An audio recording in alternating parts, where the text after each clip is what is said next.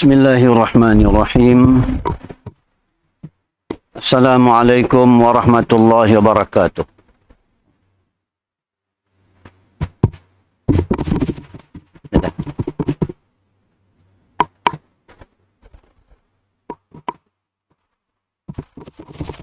Ada. Mau ke? 1, 2, simak.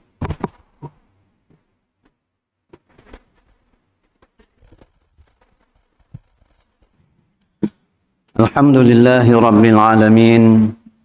Wassalatu wassalamu ala sayyidil anbiya'i wal mursalin wa ala alihi wa sahbihi ajma'in. Asbahna ala fitratil Islam wa kalimatil ikhlas wa ala dini nabiyyina Muhammadin sallallahu alaihi wasallam wa ala millati abina Ibrahim hanifa wa ma kana minal musyrikin.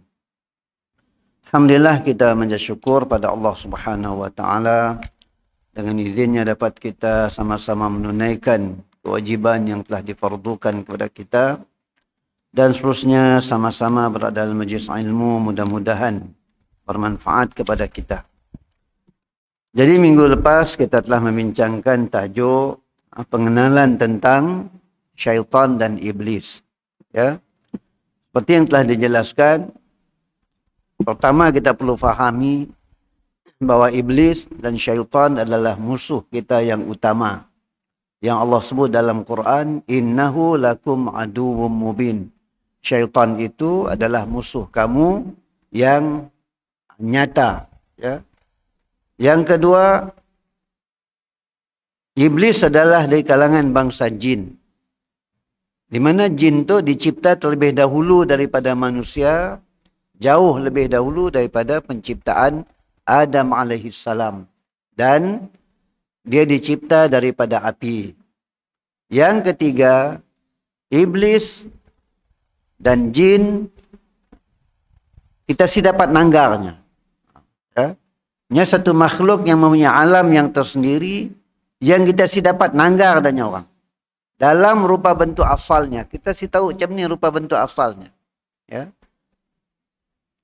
Tetapi kita dapat melihat, tetapi mereka boleh melihat kita. Itu yang bahayanya. Musuh tu, macam ni kita berhadapan dengan musuh yang mereka dapat melihat kita. Mereka sangat mengenali kita. Tapi kita si dapat nanggar sidaknya. Ya. Itu yang perlu kita fahami dalam menghadapi permusuhan kita dengan iblis laknatullah. Dan yang seterusnya lagi, iblis dan syaitan dah bertekad sepanjang zaman, sepanjang umurnya iblis tu, nya mati kiamat kelak baru mati. Kan? Ya, sehingga hari itu nya masih hidup. Bayangkan. Kerjanya adalah menyesatkan manusia dan tidak berehat walau satu saat. Jangan kita harap iblis tu rehat atau nyamalah tahun tu ngambil cuti tanpa gaji katanya. Nak off dulu untuk menyesatkan manusia. Mesti ada. Ya. Dan dia bekerja siang dan malam, setiap keadaan, setiap tempat. Iblis sentiasa berusaha untuk menyesatkan manusia dan menjauhkan manusia daripada Allah Subhanahu wa taala. Kemudian kita pergi tajuk yang seterusnya, sejarah iblis dengan Adam alaihissalam. Bagaimana bermulanya sejarah iblis, permusuhan iblis dan Adam alaihissalam. Setelah Allah Subhanahu wa taala menciptakan Adam alaihissalam dengan kekuasaannya. Kemudian ditiupkan roh ke dalam badan, ke dalam jasad Adam.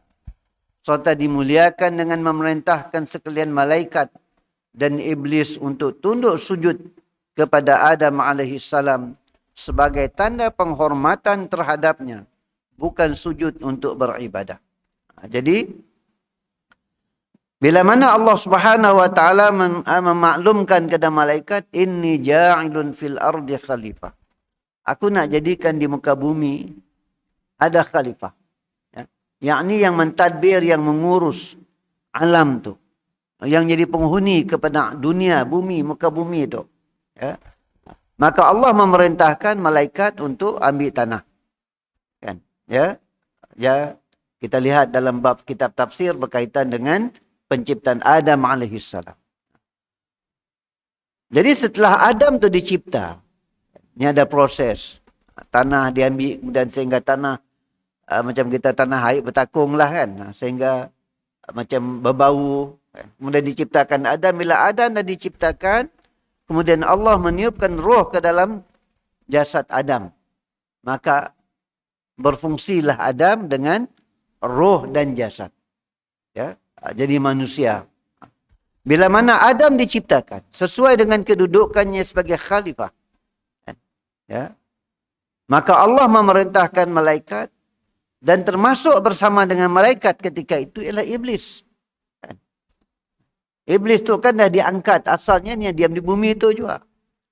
Kemudian setelah sebagian besar bangsa jin tu kufur kepada Allah, dan ketika ia hanya tinggal iblis dia masih beriman kepada Allah, beribadat kepada Allah, maka dia diangkat sehingga dia tinggal bersama dengan para malaikat.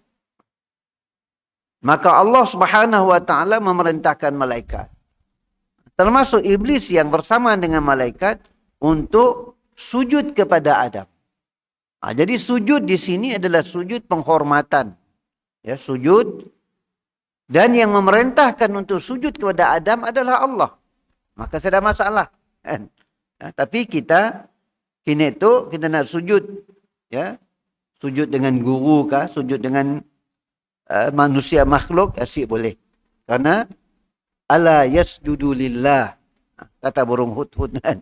Dalam Quran Allah merakamkan kata-kata burung hudhud apabila melihat Balqis dan raja negeri Sabak, ratu negeri Sabak tadi, dan rakyatnya menyembah matahari, Hudhud mengatakan kepada Nabi Sulaiman, ala yasjudu lillah, tidakkah sujud itu hanya untuk Allah? Ya. Tapi dalam konteks Nabi Adam, yang memerintahkan para malaikat untuk sujud kepada Adam ialah Allah. Dan Allah berhak untuk memerintah apa sahaja kepada hambanya, kepada makhluknya. Yang kedua, sujud di sini kepada Adam alaihissalam adalah dalam bentuk penghormatan, bukan dalam bentuk ibadah. Dalam keadaan yang demikian, setelah disuruh untuk sujud, iblis enggan, tak mau, degil, bengkeng. Sebab apa? Yang dah kita bincang sebelumnya. Ada beberapa sifat yang dimiliki iblis. Yang pertama, iri hati, dengkinya tentang Adam alaihissalam. Dicipta, dijadikan khalifah. Sebabnya pun ingin nak jadi khalifah juga. Ya? Kadang-kadang orang dengki itu hanya semua iktiraf orang. Ya? Hanya dah dengki dengan orang yang jadi PM. Kan? Semua nak iktiraf. Kan? Contoh lawan juga. Kan? Ya, tapi realitinya dah berlaku contohnya kan. Jadi iblis tadi semua dengkinya kepada Adam. Ya, kita dah bincang macam ni kesan dengki itu dalam hidup kita. Ya, kadang-kadang dengan sifat dengki kita semua nerima kebenaran. Walaupun kebenaran dia datang dari seseorang, kerana kita dengki dengan orang ya, kita semua nerima. Iblis tadi dia sampai semua sujud kepada Adam sehingga dia semua mentaati perintah Allah kerana dengki. Yang kedua, panggil degilnya, bengkengnya. Ya. Manusia dalam hidupnya pun punya terlalu bengkeng gila, degilnya, kuat kata hati dirinya, nyesi peduli lagi dah apa berlaku. Ya. Dan yang ketiganya ialah sifat takabur, sombong. Ini yang menghalang iblis untuk sujud kepada Adam alaihissalam. Jadi katanya, iblis enggan mematuhi perintah Allah Subhanahu wa taala. Iblis mau sujud kepada Adam. Dan telah menjadi makhluk pertama menderhakai Allah Subhanahu wa taala. Jadi iblis tu, ya, ketika itu jadilah dia makhluk yang pertama yang menderhakai Allah Subhanahu wa taala, lalu ia dikenali sebagai iblis. Yang nama asalnya Azazil. Kemudian dikenali iblis sebab dengan sifat engkarnya, dan juga dikenali sebagai syaitan sebab dia kemudiannya berfungsi berperanan menjauhkan manusia dari rahmat Allah. Ya. Syaitan tu, iblis tu, Dia adalah syaitan yang pertama juga. Kan? Kita dah ta'rifkan. Bincang sebelum untuk ta'rif. Iblis, nama individu. Kan? Syaitan lebih menggambarkan watak. Siapa berperangi macam dia adalah syaitan. Maka syaitan yang pertama adalah iblis. Ya. Sebab kerja syaitan, ya, kerana iblis ni jadi syaitan sebab dia sentiasa bekerja keras untuk menjauhkan manusia dari rahmat Allah. Sebabnya bekerja keras nak ngajak manusia menjadi teman dengannya dalam neraka Jahannam. Ya. Sebab bila masuk neraka artinya jauh dari rahmat Allah. Ayat kerja iblis. Firman Allah Subhanahu wa taala, "Wa idh qulna lil malaikati isjudu li Adama fasajadu illa iblis aba wastakbara wa kana minal kafirin." Maksudnya, dan ingatlah ketika kami berfirman kepada para malaikat, sujudlah kamu sekalian kepada Adam sebagai memuliakannya. Lalu sekalian malaikat tunduk sujud kepadanya kecuali iblis. Ia menolak perintah Allah itu dan ia sombong dan jadilah ia dari kalangan hamba-hamba yang kafir. Jadi dalam ayat itu Allah menceritakan kepada kita bila mana Adam AS telah diciptakan, Allah memerintahkan malaikat. Kan? Dalam ayat itu disebut, wa idh qulna lil malaikah. Mungkin orang nanya. Kan? Malaikat disuruh sujud. Ini ada iblis. Ya? Iblis kan di kalangan bangsa jin dicipta daripada api. Malaikat kan dicipta daripada satu makhluk yang lain yang dicipta daripada cahaya. Jadi iblis ya, termasuk dalam kumpulan tu kena nya enggak sikuk enggak. Kan? Ya. Nya enggak sikuk enggak dalam ya. Jadi nya dalam kelompok malaikat, beribadat bersama malaikat. Jadi bila mana Allah manggil semua untuk sujud kepada Adam, maka iblis pun dipanggil sekali untuk sujud kepada Adam. Tapi semua malaikat sujud. Ya, tidak ada malaikat yang tidak sujud. Semuanya sujud menghormati Adam AS. Kecuali siapa? Kecuali illa iblis. Kecuali iblis saja. Sebab apa sih mau sujud? Aba wastakbar. Enggan, degil, bengkeng. Ya, wastakbar dan dia sombong dan adalah iblis itu termasuk di kalangan orang-orang yang kafir. Artinya durhaka kepada Allah Subhanahu wa taala. Allah pernah bertanya kepada iblis dengan firman-Nya. Ya. Terlihat ya, Allah dalam Quran cerita dengan kita. Nya bukan hanya sekadar nak bagi tahu iblis dia semua sujud. Ya. Tetapi dicerita kepada kita dalam bentuk dialog. Ini di antara keindahan Al-Quran. Ya. Di antara jalan Allah Ta'ala untuk kita memahami Quran dengan mudah. Sehingga dalam Quran kita dapati ada ayat-ayat yang berbentuk dialog. Contoh dalam penghuni syurga nanya penghuni neraka. Nya sih dicerita dalam bentuk cerita. Saya cik pandai nak hurai dalam bahasa Malaysia apa dipanggil. Mungkin dari cikgu bahasa Malaysia barangkali kan. Ya, ya. Satu dalam bentuk penceritaan, satu dalam bentuk dialog. Ya. Penghuni syurga nanya penghuni neraka dalam neraka sakar. Ma salakakum fi sakar. Dalam bentuk dialog, dalam bentuk perbualan. Ahli syurga nanya ahli neraka. Apa tujuannya? Supaya kita faham. Yang paling penting kita faham, adakah kita kelak termasuk di kalangan orang yang nanya? Orang yang nanya artinya ahli syurga. Ataupun salah hari bulan kita orang yang kena tanya. Kan? Kan mudah nak faham. Ma salakakum fi sakar, kata penghuni syurga. Apa sebab kamu masuk neraka? Jawab penghuni neraka, lam naku minal musallin. Sebab kami masuk neraka sakar tu, sebab kami dulu di dunia di kalangan orang yang tidak salat. Si semayang.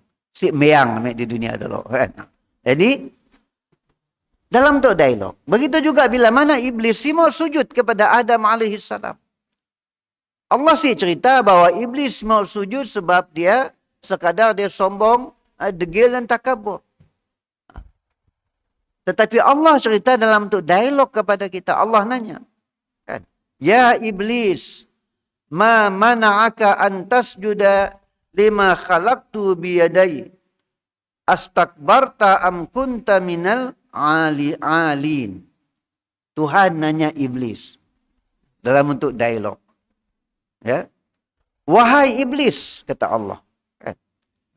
Jadi Allah nak cerita dengan kita supaya kita faham. Supaya kita boleh menghayati suasana tadi. Ya iblis, apakah yang menghalang engkau daripada turut sujud kepada Adam yang telah aku ciptakan dengan kekuasaanku? Adakah engkau berlaku sombong ataupun engkau dari golongan yang tertinggi, orang yang meninggikan diri? Ya, jadi Allah nanya iblis dalam bentuk dialog. Tanya iblis pun, Allah rakamkan dalam Quran.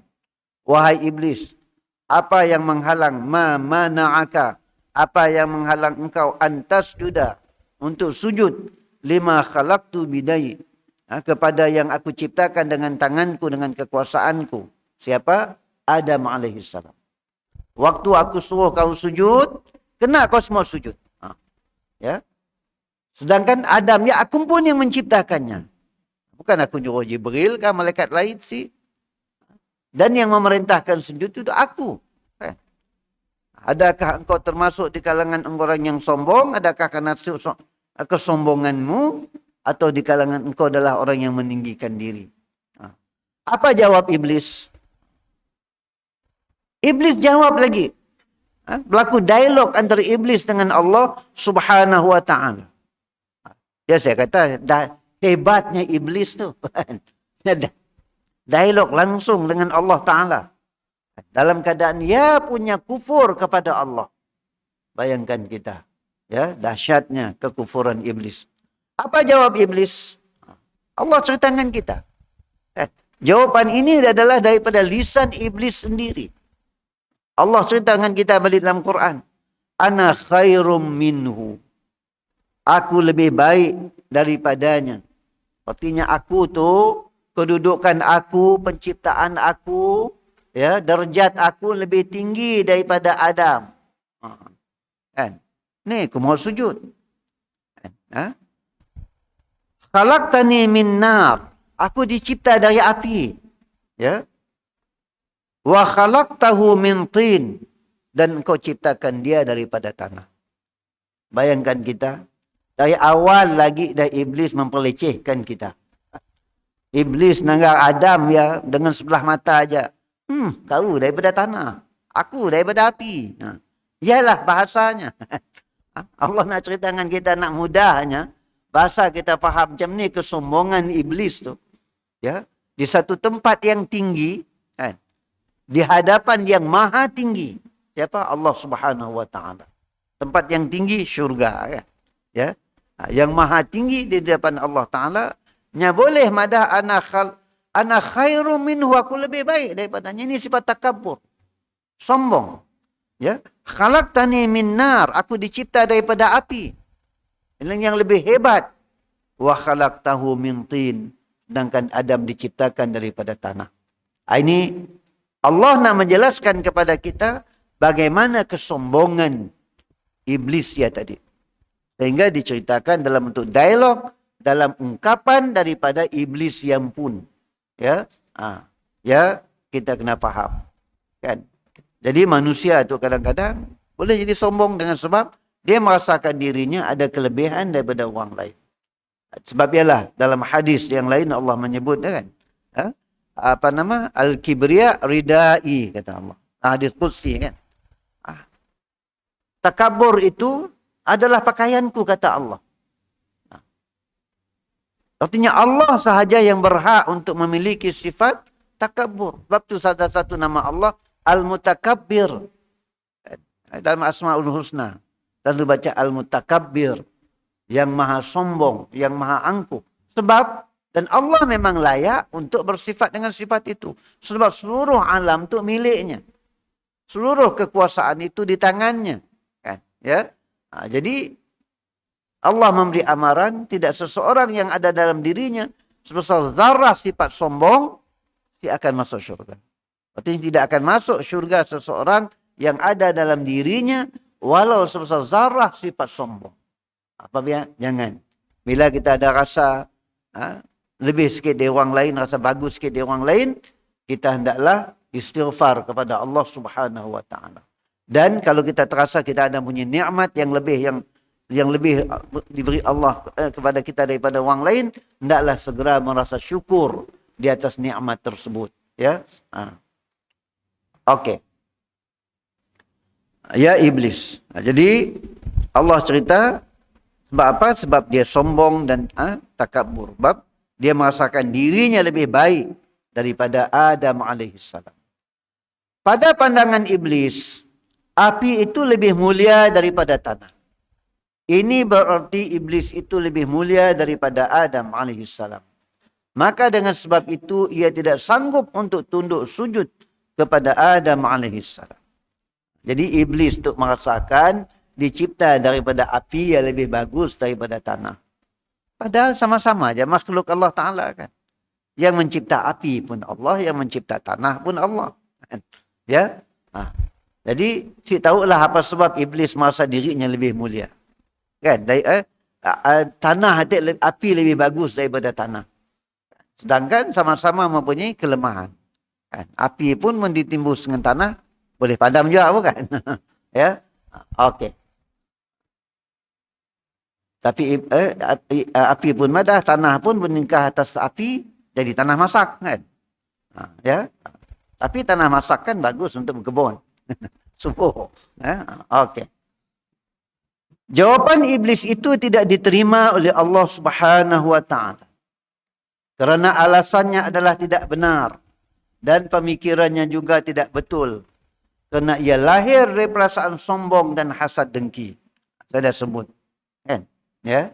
3 yang menghalang iblis untuk sujud kepada Adam. Pertama, dengkinya kepada Adam. Yang kedua, panggil bengkengnya, degilnya. Ngikut kata hati nyempun. Yang ketiga, takabur, sombong. Kan? Sebenarnya tidak dinafikan. Setiap perkara mempunyai manfaat dalam aspek yang berlainan. Walau bagaimanapun, bahan kebendaan bukanlah sesuatu yang boleh dijadikan ukuran bagi menentukan kemuliaan dan kehinaan seseorang hamba Allah itu. Ukuran utamanya adalah pada hati yang ada sifat ketakwaan kepada Allah Subhanahu wa taala. Ya. Kita tu kadang-kadang bukanlah berlainan penciptaan. Kalau iblis tadinya sombong kerana jadi api. Kita tu kadang-kadang manusia sesama manusia yang dicipta dari tanah pun kadang-kadang boleh menyebabkan rasa sombong. Rasa kita lebih bagus. Kita tu alhamdulillah si hitam. Kadang-kadang orang kita bila pergi ke Mekah, anggap orang Afrika hitam dengan gayanya lain sikit dari gaya kita. Kita selalu memandang rendah. Ya. Dan kita tertipu dengan tipuan-tipuan ucapan ruangan kita. Ya, yang saya sebut. Orang yang berjual-jual di Mekah ya, Arab kah, Bangladesh kah, Pakistan kah, kan? Jumpa orang Malaysia tu, bagus. Orang Malaysia bagus. Kan? Kita pun, wah semua orang muji kita bagus. Kita tanggal dalam YouTube Indonesia pun, dia madah bagus juga. Kan? Kamu tak tanggal dalam YouTube waktu orang Indonesia bagus kan? Indonesia bagus. Kan? Jokowi bagus. Daripada nak beli RM1 baju, RM10 belinya kan. Dan dipuji jadi bagus. Orang kita tu pantang kena puji.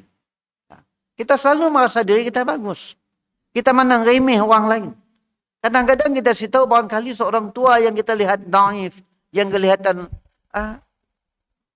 hitam daripada Afrika contohnya, bukan? Yang kita pandang semacam, kemungkinan dia mempunyai takwanya lebih. Dia datang dengan duit yang lebih halal. Ya. Ada titik perluhnya bekerja siang malamnya mencari duit nak bekerja. Dengan keikhlasan hatinya datang ke Mekah nak beribadat. Ini lebih mulia dari kita. Jadi kita si dapat nak meremehkan orang lain. Dan sebaik-baiknya kita merasakan. Di antara orang yang hadir datang itu, kita sebenarnya paling hina. datang dengan dosa yang banyak. Kan? Ya. Jadi jangan kita merasakan diri kita lebih mulia dari orang lain semata-mata kita barangkali dari Malaysia, semata-mata kerana warna kulit kita jauh lebih bagus, pakaian kita barangkali jauh kelihatan lebih kemas daripada orang lain. Jangan, ya. Sebab itu perangai iblis. Bila ada datang perangai kita suka merendahkan orang lain, ingat, dia perangai iblis. Kan? Iblis tadi nya merendah-rendahkan Adam. Apalah Adamnya daripada tanah aja. Sapalahnya, bukan? Jadi ukuran di sisi Allah ialah ketakwaan. Ya, inna akramakum indallahi atqakum.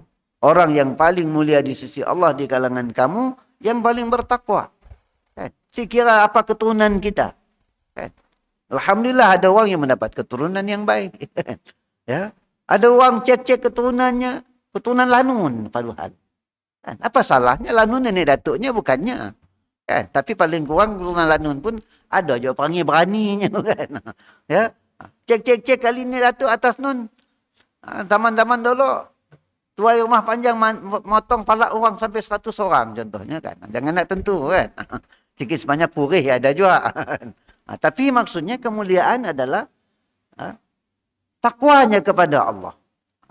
Jadi kita bukan keturunan. Ya. Jangan bangga dengan keturunan kita. Syaitan laknatullah amat mengetahui tentang hakikat Allah Ta'ala kerana telah melakukan ibadah kepada Allah sejak sekian lama serta mengakui bahawa ia adalah ciptaan Allah daripada api, manakala Adam AS dicipta oleh Allah daripada tanah. Ramai dari kalangan pengikut-pengikut iblis di dunia ini tidak punya pengetahuan seperti iblis yang memahami tentang hakikat sebenar Allah Subhanahu wa Ta'ala.